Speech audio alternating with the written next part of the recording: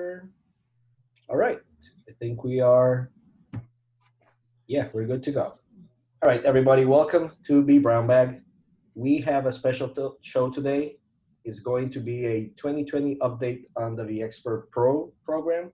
This was just announced yesterday, and what we're going to do now is we've invited some of the people that were already part of the program and some of the people that are new to the program.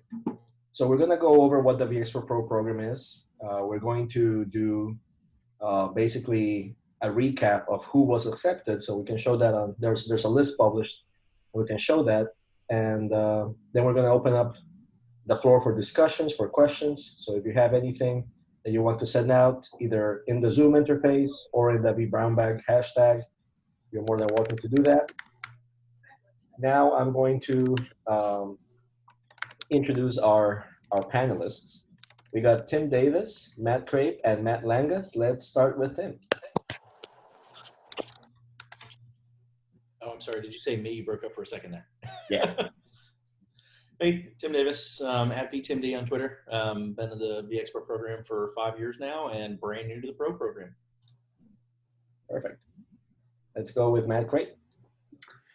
Howdy there. My name's Matt Crape. I'm a TAM with VMware up in Canada. I'm on Twitter at MattThatIT and this is my. Yeah, I think it should be said. And this is my second hold on, year, I guess. Hold on. Langguth was saying that you've been the TAM of the year in Canada. Oh, yeah. Yeah. I come out. Congratulations. Thank you very much for that. I didn't hear that. It's talking over you. You'll just be TAM of the year by letting other people talk. But no, I've been a vExpert Pro now since inception, which I believe was 2019, like 2018, somewhere around there. I think and vExpert Pro since 2016. Yeah, cool. And finally, Matt Langguth. Hi, good evening, everyone. Matt Langguth at GSXDSX on Twitter, co-leader for the Central Pennsylvania vMug chapter, multi-year vExpert, and one of the founding vExpert Pros for the United States. Yep. And now that you say that, I'm also one of the original and one of the foundings, which means that this is our second between two Matts that we've done for vExpert Pro. So we now have Tim Davis, which is good. Very, very good. Actually, this year has been, and this the first thing I want to bring up is that this year we've had a lot of people, which was not how the program started. The program really had started with one person per country, and then in the case of the United States, which was where most vExperts and where most vExperts come from, they had 4. But now we already counted this in Excel. We have 93 new vExpert Pros, which is still not, there's probably 200 and plus countries around the world. We still don't have a vExpert per country, which is what really we should have. But we did have some new blood, which is always welcome. We see a lot of familiar names in here. And Tim, in your, let's start with you. In your experience, why did you apply? And also, what were the expectations set for you as far as where you're gonna get in?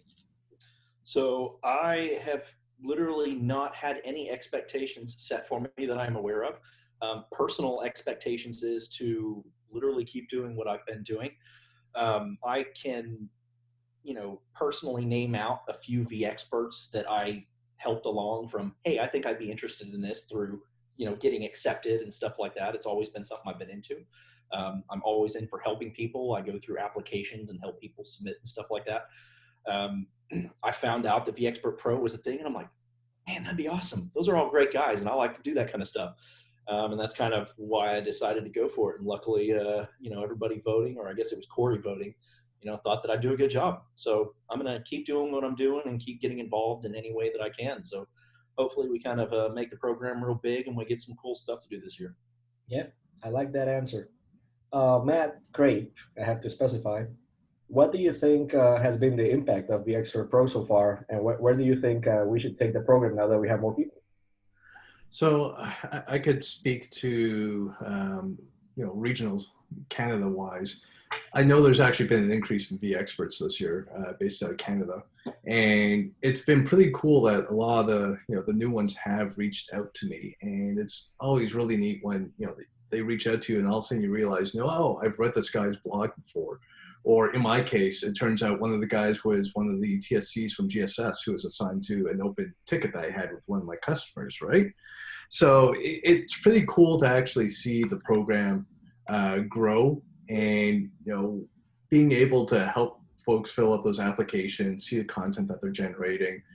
Sometimes folks need a little bit of a nudge, whether it's to go forth and actually apply, or if it's a matter of, start that blog, start small. It doesn't need to be anything grandiose.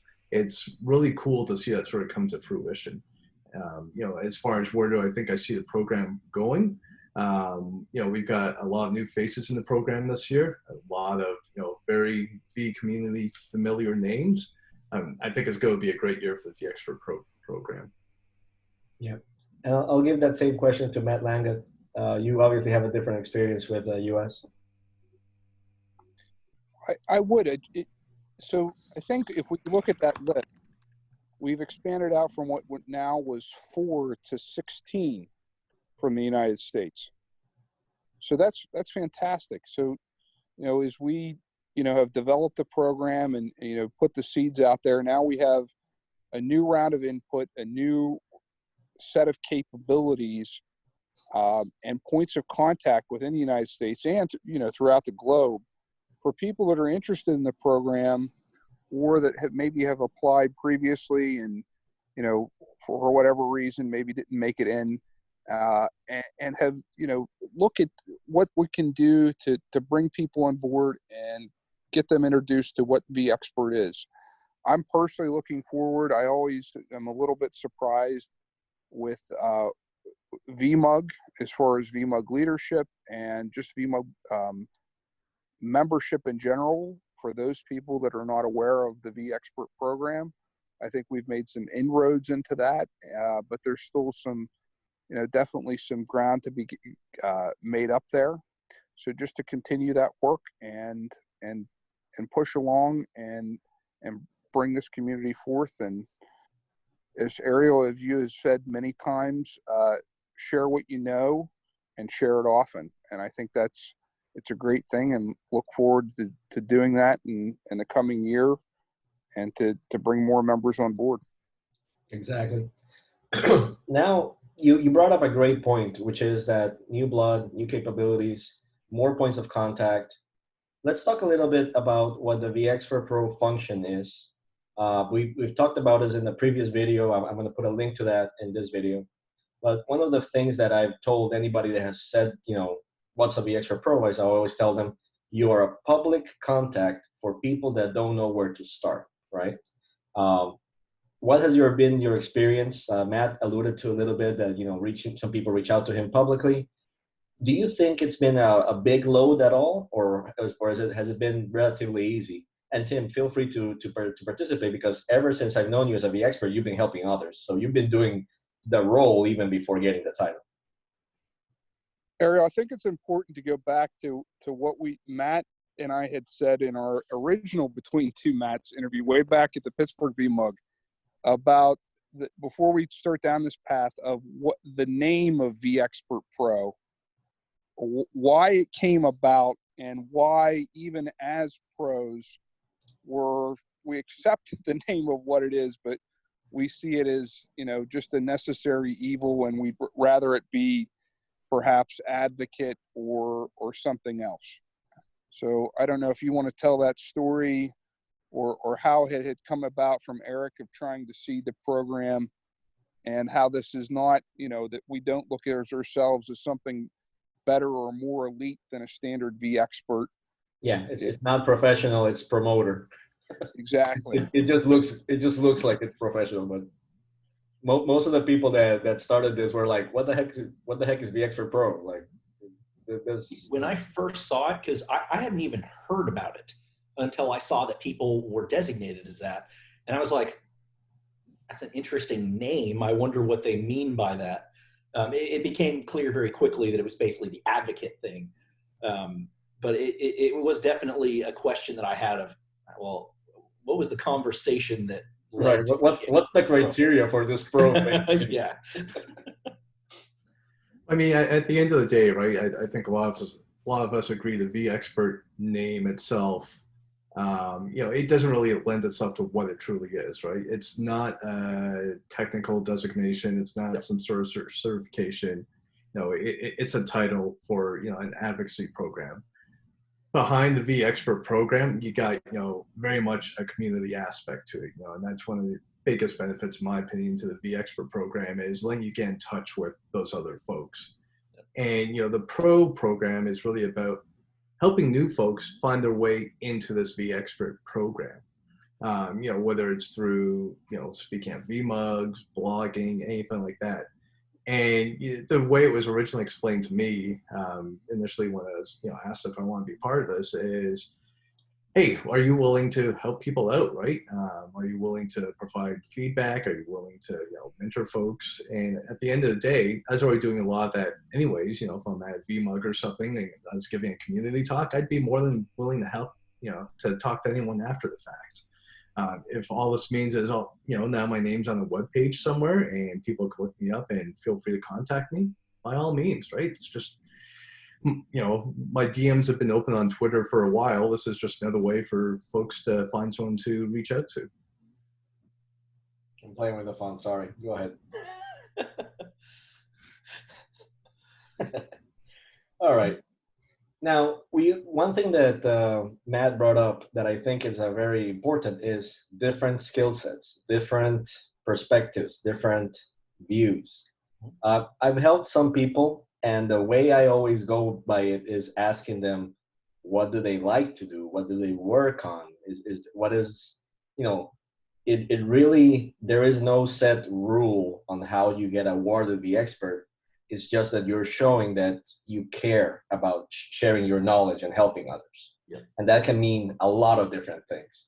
So what have you guys seen, and do you have any good stories to share about some of the fun ways people have applied for vExpert? As far as like fun stuff, I personally don't have anything like that. The thing that I have is trying to get people to learn how to toot their own horn.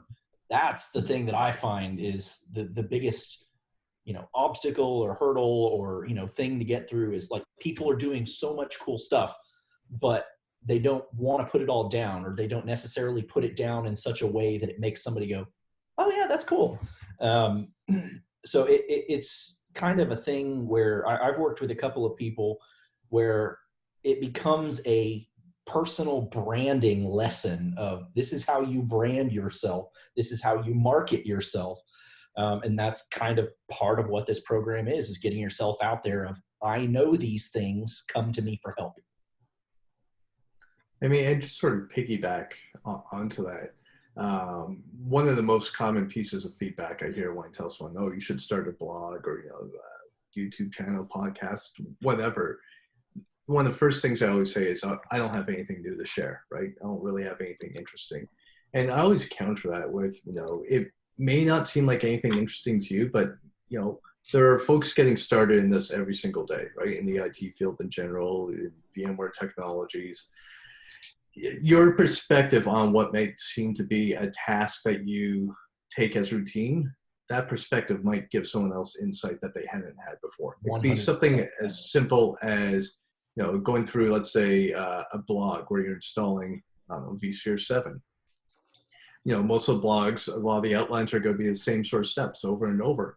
It might be a matter of when you hit one step, you might go into an advanced detail. Oh, in my lab, I'm using this advanced config because of X, Y, Z. Or you might just explain that setting a little bit differently that all of a sudden clicks with the reader. Yeah, I mean, your specific configuration and your requirements and constraints and everything in your environment, maybe you have some weird configuration that 1 in a million has, and the person who's Googling for that 6 months from now, all of a sudden you're the guy because you have what they're looking for. And this rings very true of enterprise IT in general, because sometimes people buy, not everybody buys the same things. They don't have the same arrays, the same anything, right? And it just so happens that a certain combination may be different for some reason. So I love this this kind of example. Matt, do you have something that you wanted to share? Well, your original question was some of the interesting applications that we've seen. And I think of, and I'm going to butcher his last name, and Max, I apologize, but he is in, I believe, the EUC group in and around the Mid-Atlantic, Max Alvarado, I believe. Abelardo. Who has done Maybe not. interesting things with his F1 simulator. Yeah, that's Max Abelardo. Yeah, I'll bring him up here. What he's doing right now with GPUs, with Blast and Horizon. So he's a very passionate Formula One fan and has built a Formula One rig, racing simulator that uses a portable, I believe it's now a full VCF, 4-node with GPUs enabled to run this racing simulator, and he takes it around to local vMug events. Here it is. He's taken a passion of his that obviously he's interested in, which is being Formula One, and then taking that and showing how you can do some really high performance remote computing capabilities within our EUC platform. And I just thought that was one of the more interesting applications that I saw come across. And then above and beyond that, he's sharing what he's doing with the local vMug communities, and happy to talk about it. And there's some real world capabilities and everything within that platform that you could use, from to add applications to high intensive medical applications. It's a neat platform to showcase what those GPU capabilities can do, but still making it fun at the same time. Totally agree. Now, Tim has gotten my juices flowing because he talked on something that is very, very important, which is the branding and how people are not, consider that they have something good enough to share. But then we also got a comment that, imposter syndrome is a thing. So let's go ahead and dive right into that, because this is a topic that I love. Yeah, when I was talking about the branding thing, the whole time I was, just thinking exactly of imposter syndrome. So, Henry pointing that out was exactly right. The biggest hurdle of helping people get into the program is they don't think that they're there yet. They're like, oh, I only have a few things, so I'll build up this here. And I'm like, no, just put it all on there. Every single thing you've done, put it on there. And I mean, there's some things that to you can seem, like you said, they seem boring or, monotonous or whatever. But man, you can wordsmith that to seem like you're the only guy on the planet that does it. And it just makes an application pop. So it's just one of those things where, you kind of got to just get over the imposter syndrome and just go for it. If the applications are open, don't have any feeling of ever going, oh, I'll wait until next year and build it up. No, just go for it now. Even if you don't get it, it'll give you the opportunity to put in there and, check the application, maybe get some good feedback and kind of see where you're at. I have to say, and before anybody else goes into it, you and I'm going to write this down, and you touched on something very important, which is tooting your own horn, but also, write it in a way that you're not lying, but Right. You're actually showing exactly why you're passionate about these things, and showcasing exactly why you feel strongly about those things. It's really Trust important. me, I found some very, very creative ways to say I go to vMugs. I mean, I've written some doozy lines of I go to vMug, and it just makes it seem like you're the only one that does it. And it's like, hold on, so you say this, but try saying it this way, and how does that sound? And they're like, oh, that's better. I'm like, then use that. So Matt, Crape, let's go with you about branding, Sure. imposter syndrome, etc. So, I'll relay some personal experience I had. One of my the first vMug I presented at was also one of my first, public speaking sort of engagements. And it came at the request of a vendor who actually had a paid session there, and as a user of their software, and said, hey, you want to come co-present with me? And at first I was freaking out, like, I can't do this, right? Like, what's going on here? And instead of immediately saying no, that, you know, like my gut reaction was, I just sat on it for like an hour or so. And I, you know, replied back, well, what were you thinking? You know, all that sort of stuff. And my anxiety went down a little bit. But a turning moment for me was when I realized that they asked me, you know, I wasn't asking them. They saw something in me. They, you know, they had that faith in me that I could do what they were looking for. And that was actually a real big turning moment for me with regards to imposter syndrome. And it goes along the lines of, you know, if somebody who is, you know, at least familiar with what I've done, whether it's a matter of they've read my blog or they've seen a VMUG talk I've done or whatever, if they're engaging me and they're asking me for whether it's my opinion or, you know, to present something, they have some background on me. They have their faith in me that I could do this.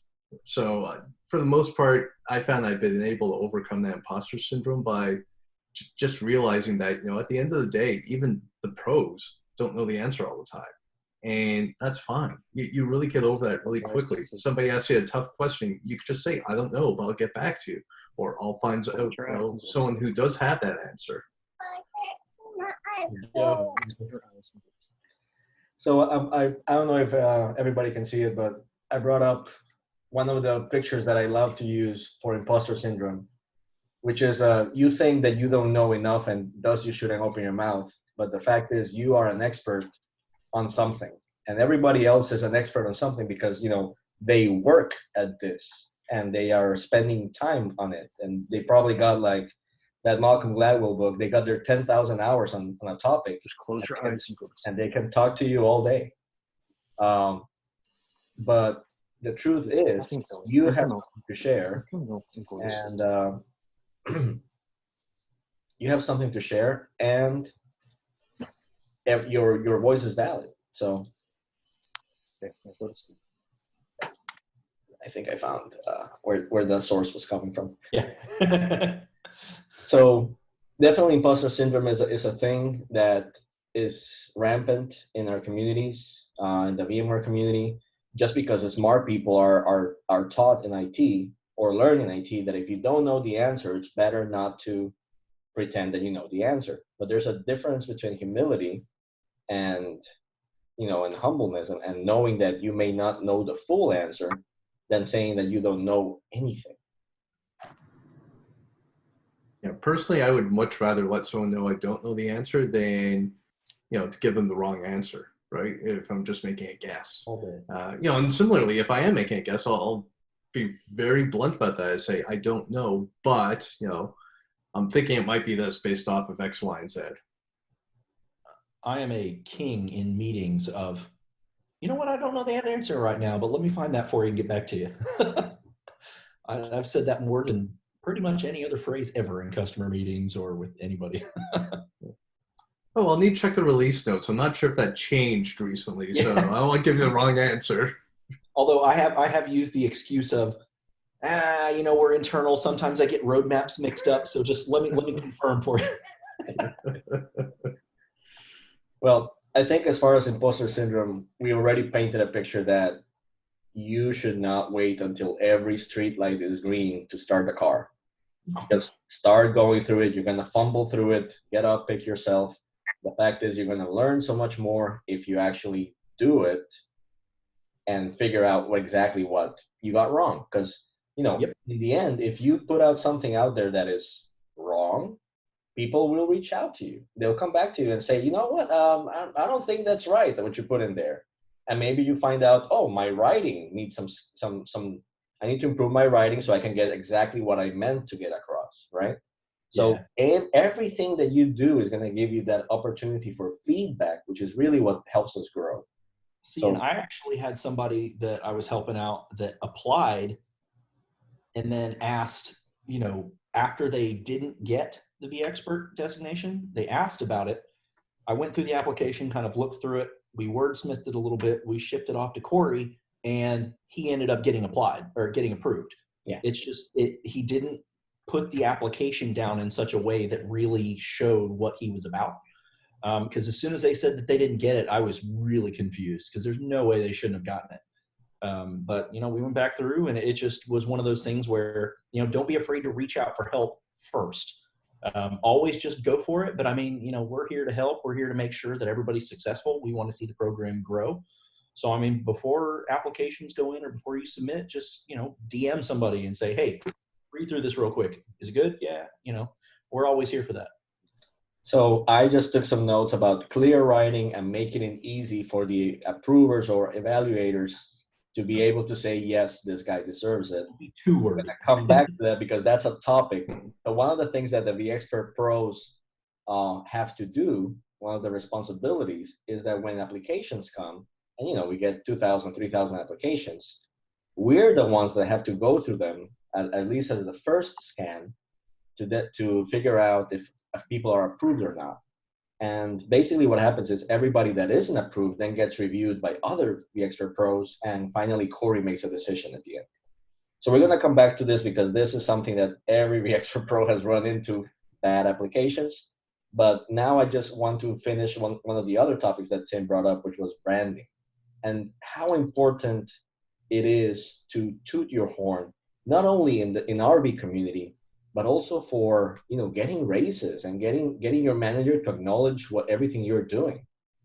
So let's go ahead and talk a little bit about how branding can help you, not just in the VMware community that we're all a part of, but also in your personal life. I guess I'll send it over to Langguth if he wants it. I think it goes back to it tightly integrates with what we had just talked about with imposter syndrome. So many people are a little bit timid to put out there what they have done and what they have accomplished. So now I look at this as, you know, from someone that's just starting out. Documentation is a huge thing in our industry that doesn't occur. And it's something as simple as if somebody just wants to start, you know, they don't even need to register a domain. Register a WordPress blog and write down what it is that you're doing on a weekly basis so that you have it as, you know, a personal check mark, and then use it as a reference document for some of those things that you've done within our community and some of the projects that you're trying to tackle. And before you know it, that might be referenceable or useful to someone else, not only just to yourself. And then if there would be something in there that might be, you know, incorrect, you might be able to get some feedback on that, and then just build it out from there.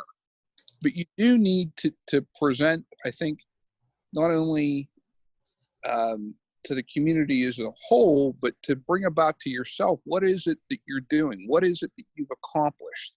And there's so often that sometimes people I hear, I get down in the trenches. What is it that I'm actually doing in day-to-day work? I think that presents a different avenue and a different opportunity to look back and to say, hey, what is it that I've actually done? And above and beyond that, sharing it with others. And then, you know, how often have we been able to find things as you know, as IT professionals, a solution that's outside of a normal support doc? That's, oh, you found it on somebody's personal blog. I mean, again, I'll go back to Ariel, what you've often said is share what you know and share it often. And I think that tightly integrates into this whole entire personal branding. The more that you share, the more that it becomes accurate, it helps to build your brand and to build, you know, your reference of, oh, this is someone to go to about X, Y, and Z topic. And, you know, just because you don't think that you're the expert within a certain thing, you have no idea who else might be looking for that particular tidbit of information. So put it out there, even if it's just to initially reference it yourself. You never know who you're going to be able to help out by doing so. So I actually have a funny anecdote about blogs. When I was working at Dell and I was doing VDI stuff and I was trying to get into the vExpert program, I created a blog about a VDI problem that I had, and it was kind of specific. I couldn't find anything on it, so I just happened to jot it down and put it on there. About 6 months later, one of the guys that worked with me that was out of Mexico said, hey, I had this issue I haven't seen before. It's based on this blog that looks like it fixes the problem. I just wanted you to know about it. And man, when I came back and said, "Hey, look at the name on that blog," he's like, "Whoa!" The coolest thing, having somebody randomly send me my own blog back on a problem and not realizing that it was my blog. It was the coolest thing. It's got to make you feel validated. Oh man, it was great. Yeah, I mean, it was such a weird, I can't even remember the problem anymore, but it was such a weird little problem that he searched for the exact error ID and stuff, and it came up with my blog. And it's he sent it to me, and then I wish I could have seen the look on his face when I said, "Hey, who wrote that?" So, Other Tim Davis? Yeah. so on that topic, the idea of writing it down, like you were saying, Langguth. The more we talk, the more ideas I have that I want to explore.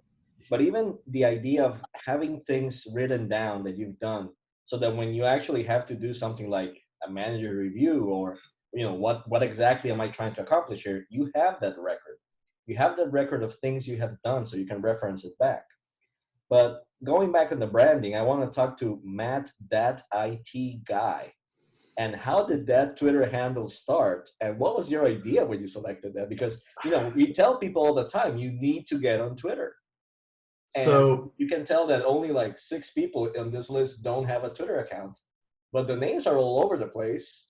So let's talk about that story and what your advice would be for anybody who's starting, even just selecting a Twitter. I mean, I don't remember putting a whole lot of thought into it, to be very honest. But at the end of the day, I find that I tend to remember people's Twitter handles more than their names. Especially when you meet them up at at conferences or something. It's like, oh, you're so and so on Twitter. It's not like, oh, you're so and so, that's your name. So whereas working, so often it's just referred to as the IT guy, right? As I'm sure lots of folks are. And whether it's external consultants or sales folks or whoever comes in, quite often I would be referred to as, oh, that's Matt, the IT guy. Unfortunately, that Twitter handle was taken, so I chose Matt, that IT guy. And I gotta say, it's worked out fairly well, right? It tends to stick out a little more. Not that was really my intention when I sort of started. I mean, on that note, one of the big things for me initially, for probably the first year or two that I was kind of active on Twitter, I didn't have my last name tied to my Twitter account. I tried to sort of have that bit of, I tried to keep things a little bit private. And I finally decided, you know what, like I'm just going to put my name up there, if I'm going to start blogging and all that sort of stuff, might as well have it tied back to me somehow. And that one small change actually made such a big difference in the long run, right? All of a sudden, I wasn't just some random one-named person who would make a comment somewhere and disappear. It's really encouraged a lot of conversations with lots of other folks in the V community. And very much to your branding point, that we've been talking about. I'm a former IT manager, and I've hired people in the past, and the advice I always gave is, this day and age, when you're applying for a job, your name's going to be Googled, whether you like it or not. Do you want to be the person that has results that come back? It might be a blog. You might only have 4 or 5 posts on there. It might just be some posts on LinkedIn. Like, who knows, right? But do you want to have some results come back, or do you want to be the person that has no results come back?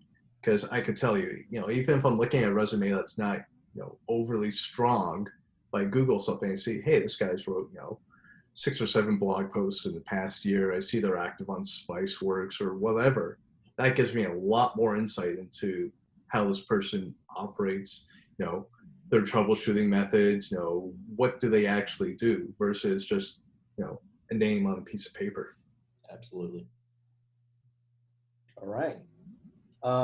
So I want to talk about now, and we can keep on the branding theme and tooting your own horn, but handling with work, or presenting back what you're doing with work, or making it so that work can consume it as well as the overall community. Because I feel, especially those of us that came from a customer, it's kind of weird to tell your colleagues, hey, I made a blog post about this problem that we had at work. And you have to be careful not to include anything from work. But any of you have some experience with that want to share? I had a big problem with I that. feel that's a lot of the beginning vExperts, how they start. Yeah, my first year that I was getting myself together, because I had just heard about the vExpert program because of the announcement. So I missed the thing to submit, and I'm like, great, this is something I want to do. I'm getting into it. Started blogging and doing all that kind of stuff. Getting in and did my first presentation as at VMware. But man, on my blog, the boss I had at the time was not into it at all. He didn't want me sharing company information, which I was very, very, good about sanitizing, not even doing like IP addressing schemes or anything like that. They thought that I was sitting there, because of when I scheduled posts to deploy, they thought that I was sitting there, blowing off work and just doing, vExpert stuff. But man, it was a big problem. The boss thought that I was, screwing off of work and stuff like that. I had to point out that, I was using it to fix problems. And the biggest thing came with like my first big blog post because I didn't know he had a problem with it first, but my first big blog post was a vSAN problem, and we were having problems deploying at a remote site. I blogged out all the information, posted it out there, posted it on Twitter, and I pretty much knew like none of you or nobody yet. But within 3 hours, I ended up getting a response to the issue from the guy who literally wrote the book, Duncan. Came back and gave me the answer, and I'm like, sweet, this is great. And once I figured out that the boss had a problem with it, I was like, hey, you remember that big vSAN problem that we were cranking our wheels over for like 4 weeks and, never got it fixed until one day? Well, that's why. And he was like, oh, okay, I guess that's fine. I mean, it was a big problem. He thought that I was, blowing off work and doing all that when I was really using it to help us. Yeah. I want to point out that Joe Houghes just joined us. Joe Houghes at Houghes. I don't know if you've been listening for a little bit, but we're talking a little bit about branding. And I haven't seen a better example of branding than that green Nike hat. So it could be a 3-foot tall woman in a crowd. If you see a green hat, you go, "Oh, hey, that's Joe." Oh, never mind. Which is funny because Ariel's the only guy that has successfully actually gotten me to take my hat off for the Meet the Expert session that we did. Oh, geez. It was before it was really part of the brand. But yeah, sorry about the hot mic earlier, guys. Had kids fighting bedtime. No worries. Do you want to talk a little bit about branding, tooting your own horn, and presenting it back to work, maybe? Yeah, absolutely. So for me, like the biggest thing that I was already kind of keeping track of things that I had figured out or successful projects that I had gotten through primarily through assistance in the V community when it came to just kind of tooting my own horn at work and giving justification for performance time, when it was time for annual reviews or specifically even going back and asking for pay raises if I'd been at a place for long enough and felt like I was doing enough benefit for the organization, because that was just the easiest way to track it. And then, when I first started looking into it and saw that, that was a similar program, originally I got into it thinking that I was going to try and go down the path towards Microsoft MVP. And then, this being kind of the lead into learning about vExpert and saying, oh, wow, this is cool. Like, this is totally something that's achievable with just what I'm doing day to day and just sharing this with other people. So it became the easy way to just track all the stuff that I was doing. The engagements for speaking, for blogging, for any time you just help somebody out in the community, if you can get bonus points with the vExpert program for it, there's no reason not to just, put in a little bit of effort to write things down.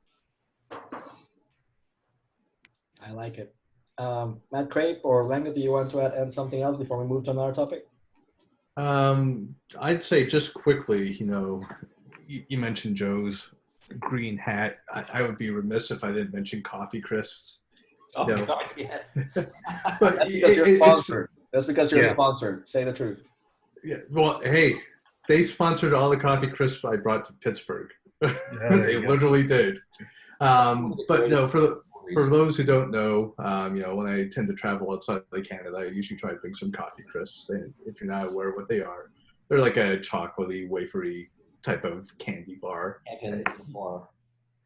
That can be problematic to get outside of Canada. So it may sound silly, but I started lugging those around with me, right? And people absolutely love them. And it got to the point where, I'd go to VMworld or something like that. And people who I didn't know prior would actively seek me out to try to get one of these coffee crisps. And, at the end of the day, I'd spend, I don't know, let's say $20 on these things. But the networks that had opened up, the people I got to meet because of these little candy bars. Approachability, right? Yeah. Exactly. Like it's phenomenal, right? So I mean, to this day, when I go out of the country, I usually try to bring some coffee crisps with me, even if it's for folks that I already know. It's just become one of those simple little things. But yeah, a lot of folks refer to me as a coffee crisp guy. So there's something to be said for branding, right? It doesn't need to be elaborate. You don't need to be reaching out to some sort of designer and make you this cool logo or anything like that. Just have something slightly different enough to call your own. So that actually ties into the topic I want to bring up, which is about privacy. And I want to say privacy in quotes, because we're really all selling our information left and right. But there's a lot of people that they start a Twitter account and they lock it down so you can't follow them, or you cannot see their picture, or you cannot see their name. And then they submit a vExpert application and you cannot see their tweets because, obviously you're not following each other and things like that. So definitely one of the tips is, if you're going to look at this VMware advocacy program, be comfortable in having a public persona, either it's LinkedIn or Twitter. Twitter is probably the most recommended one. Make sure that people can see your profile and what you're doing. And, in like Joe did right here in this example, he put a really nice summary of everything he's involved in and where you can find his blog, et cetera, et cetera. This tells us a lot when we're evaluating people. Picture, I see a lot of activity, at least, their last logging was not 2 years ago, and they have, they clearly show that they spent some time trying to communicate what they're about. So, and funny enough, though, like even for me, this came around pretty recently. I mean, having joined in 2009 on Twitter, it wasn't until the first conference where I met Jace McCarty in May of 2017 that he went to go follow me on Twitter after we had a conversation for a little while. And he just said, "Oh my God, protected tweets, like pull out your phone right now. We're fixing this." At the time, that was me having, 3 Twitter followers, and I was related to every one of them. So yeah, it took, me getting that kick in the butt in May to become more public about things and not do it just internally at work. And then, that second half of the year in August was when I got vExpert the first time around. And it was just from being... Is like, instead of just having like protected and stuff like that, is not having anything. So if I get somebody that follows me and they have an egg and no bio, I'm not like, I don't care if you've been, tweeting heavily for months. When the notification comes up and I see an egg and no bio, I'm out. It's fine. Now, I see there's some things where every once in a while I'll see somebody like engage with me and I'll go and I'll look and I'm like, oh, I didn't follow them before and I don't know why, because, they've got a picture and stuff. I'm assuming it's because they follow me as an egg with no bio. Eventually they fix it and then I figure that out. But yeah, that's one of the biggest things is, I mean, you can lock yourself down for security. That's not going to be helpful, but also not putting anything is just as equally unhelpful. Yeah. Yep. All right, so we touched a little bit about branding. We talked about how it can be presented back to work. We talked about having that, the actual fact, and maybe we can talk about this a little bit, how vExpert helps your career. And I think this is a common theme across everybody that has been in the vExpert program. And especially when you share your information, when you share what you know, right? So there's always been this saying that when you teach someone else, you actually learn it twice, because you have to learn it at a better level to be able to teach it to someone else. And there's also the skill, the writing skill of owning a blog, which is actually putting your thoughts in an ordered fashion so somebody else can understand. Your writing skills, your technical writing skills get better with time. So let's talk a little bit about maybe the persons that are beginning, some of the advantages they can find from just beginning, right? I think we've touched on some of them, but also I want to go back into, I want to end that thought with how having clear writing and polishing those skills also helps you get into the program in the first place by writing a good application. Who wants to take that? You got to choose someone. Come on. Well, I'll jump in there for a second. So one of the things that we had talked about for quite some time now is the idea, and I still think we're pushing forward with this, that's something that Martine is working on. But in the meantime is the idea of a personal syslog, a little bit of a document, and it doesn't need to be anything more formal than a spreadsheet or even just a text file of what are the contributions that you have made within the application period. So it should be something, some of the best applications, and I think Matt Crape, we've talked about this before, that the best applications are the ones that come in and demonstrate in a clear and concise way of what are the contributions.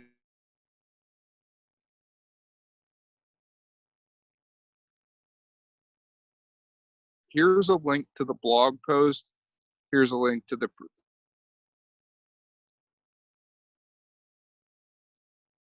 out there, whatever that it is that you've demonstrated, to be able to show that and show that within a timeline is a great thing. So rather than, you know, coming around at the end of the application and have to, okay, well, what is it that I did, or how did I qualify for this, or did I, you know, speak at such VMUG, or, you know, did I help out with this person with a particular problem or whatnot? If you track that throughout the year and then use that to go and to then actually apply, it's a great way. It really provides a leg up to read through in a clear and a concise way. And above and beyond that, as we're talking about personal branding and, you know, career development and whatnot, it's yet another tool in your repertoire to go through and to show someone during an evaluation of, hey, here's what I've done. Here's the contributions that I've made. Here's the comments. And I think that really does, that comes around, that helps to show that you're doing, you know, you're sharing and you're building, you know, the valuation that you have within your organization and how you're helping them move forward.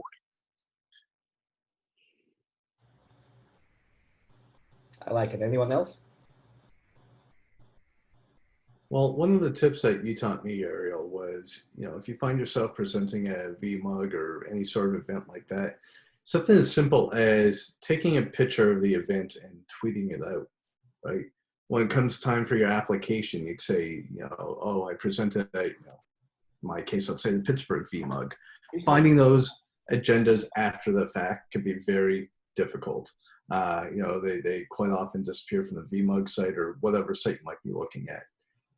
Being able to just reference a tweet, even if it's a matter of, you know, just, you know, a picture of the event, maybe there's a placard there with your name on it, whatever, just having something to reference back to. As a pro, that makes it so much easier that I would say, oh, yeah, there's a piece of, you know, a verification that we could do on that versus just some random tidbit where, oh, I was at this VMUG. Breadcrumbs. Yeah. Quite different to say that you presented, which is something that we would have to double check, than to say, here's the picture of when I presented and there's a full room, right? Exactly. Big impact. Exactly. Yeah. Yeah. I love it. All right. We are approaching the final time. I would want to ask if there's any topic that we haven't touched that we want to dig in a bit deeper. I do want to emphasize that the Expert Pros are here to help anybody that either wants to become a vExpert for the first time, or even if you are trying to get into one of the sub-programs, normally you can reach out to any vExpert. Most of the vExperts out there are doing this because they want to help others. But you can also reach out to the pros in case that you want to get into the HCX or the security, which are new programs, EUC, which is very established. We have a lot of connections inside the programs. There's people, for example, I see Kim Botu here, that they're in several sub-programs. So you don't hesitate to reach out to a vExpert Pro. Those are the guys that are, you know, they've committed themselves to helping people that reach out to them. And generally, looking at that list of pros, I mean, a lot of us are interconnected in such a way where, like, if you want to get into a vExpert sub-program, I mean, even though those of us that are sitting on the panel right now, I mean, we probably know the PM in the BU who's in charge of it. So, hey, what are you looking for? How can I help this person? I mean, they want people in their sub programs because that'll grow, awareness. So meet up with one of us because we probably know who's in charge of it or know somebody who's involved. So we can definitely get you in there, help you out. Exactly. I mean, one thing I would like to point out, I know we touched on it briefly, and I know Matt's echo these sentiments as well, is when it comes time to filling out the applications, take them seriously, right? There are a lot of applications there where you'll see somebody's just phoning it in, they'll do 1 or 2 lines and hit submit. I know personally, I'll still go through and, try to vet what I can. I'll look at the person's LinkedIn profile, all that sort of stuff. But at the end of the day, I could easily spend half an hour on an application and, end up denying it because there just isn't enough substance there. On the flip side, you'll see some completely awesome applications. I mean, some of them, one thing we should probably reach out to Corey about is asking, can we use some of these as public references, as examples of real life examples, what these should look like, because there's some stellar ones. And those are the ones where you open them up. They've got their links all in a row, whether it's blog, podcast, YouTube channel, whatever. You could bang through all that in under 5 minutes and you say, yeah, this person is gold. Like, they've got this down pat, nice, clearly organized, easy to find. I like to tell people you should write your application so it's so detailed and specific that we need to find a reason to deny you.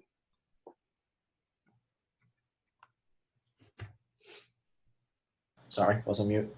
I remember that you had written a 4 things to do when applying for vExpert blog post, and I had written my nice clickbaity title. Yeah, very SEO. Yeah.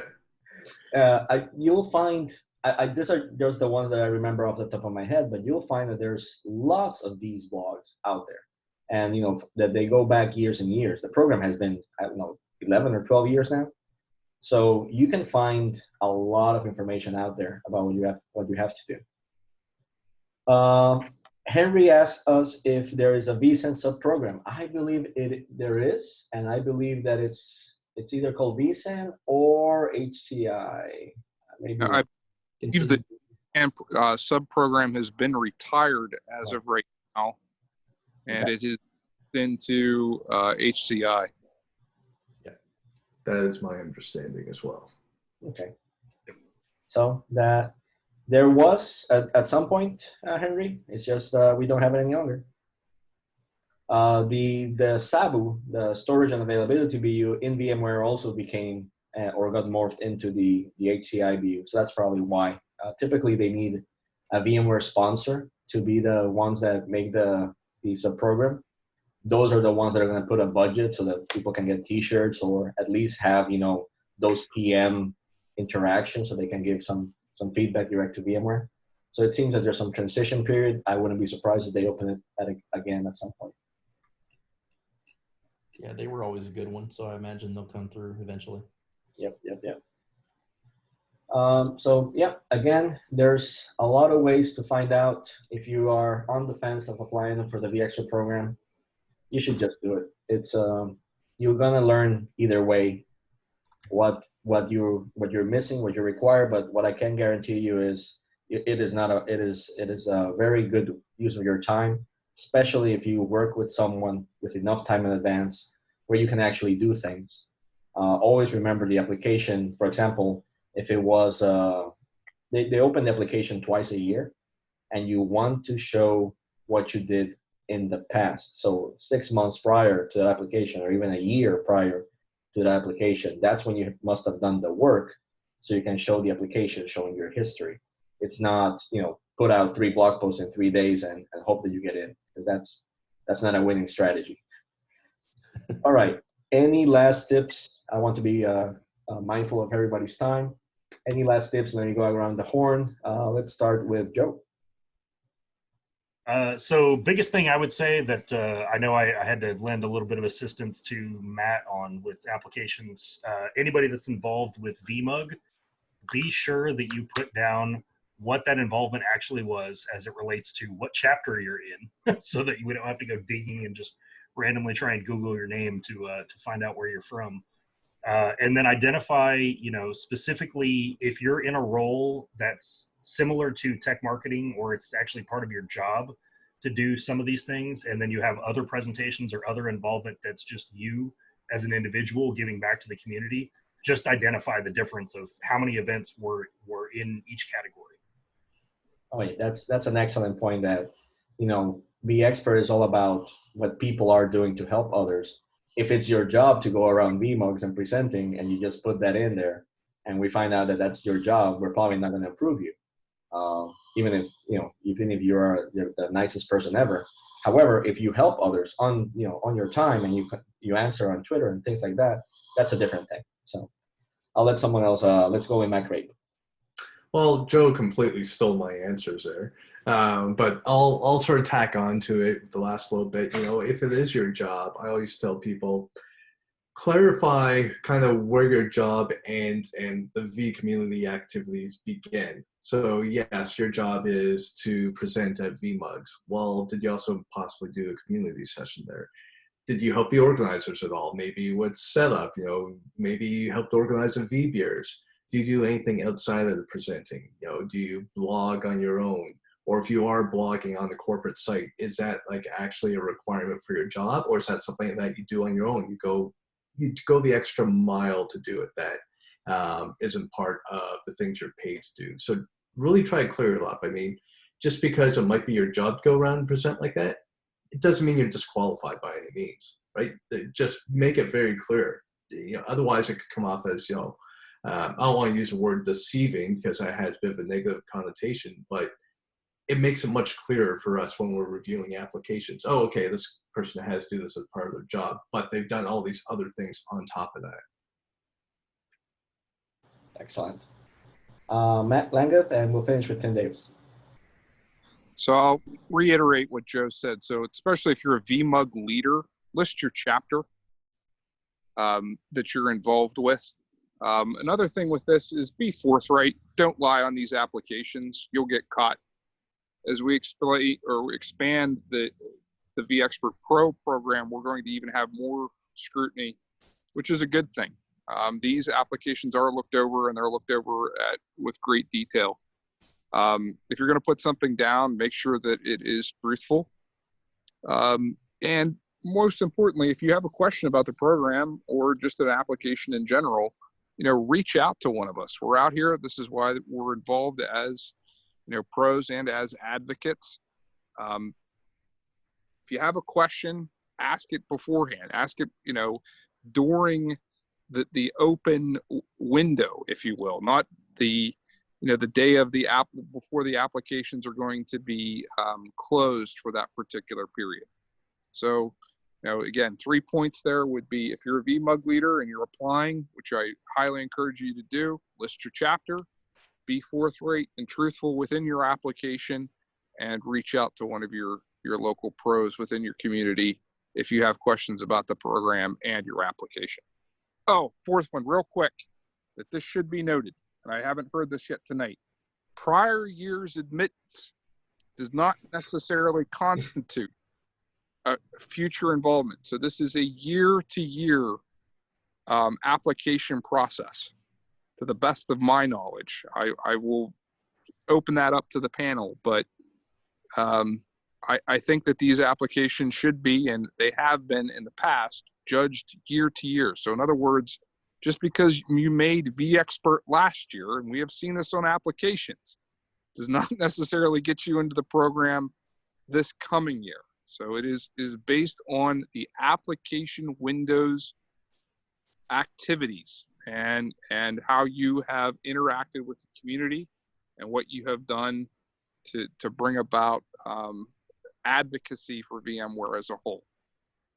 So I love it. I love that you brought that up because it's a very important topic, and we also got a question that kind of ties into it. So in terms of blog post from Frankie Barragan, quality over quantity is more better, right?